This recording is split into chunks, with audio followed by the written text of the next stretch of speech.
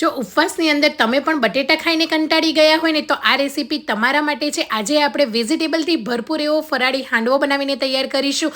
ખાટી મીઠી ફરાળી ચટણી સાથે ખાવાની તો બહુ જ મજા આવશે। તો વેજીટેબલ હાંડવો બનાવવા માટે અહીંયા અડધો કપ જેટલો મોરૈયાને લઈને મિક્સરમાં એડ કરી લઈશું। એ જ કપથી આપણે અડધો કપ સાબુદાણા લઈશું। બંનેનો સરસ એવો પાવડર તૈયાર કરી લઈશું। હવે આ પાવડરને આપણે એક બાઉલની અંદર એડ કરી દઈશું। એની અંદર 2 મોટી ચમચી જેટલું ખાટું દહીં એડ કરીને મિક્સ કરી દઈશું। થોડું પાણી એડ કરતા જઈને પતલું બેટર તૈયાર કરી દઈશું। આવું બેટર થઈ જાય ને એટલે આપણે ઢાંકીને 10 મિનિટ સુધી રેસ્ટ આપીશું।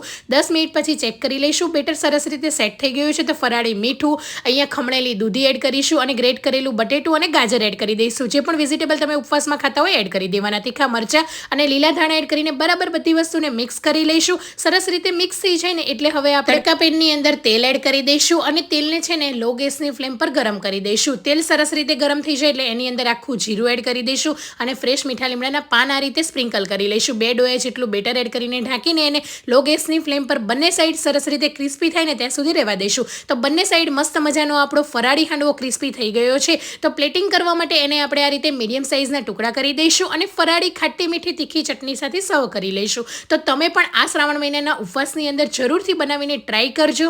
અને બીજી કઈ ફરાળી રેસીપી જોવી છે કમેન્ટ કરવાનું ભૂલતા નહીં।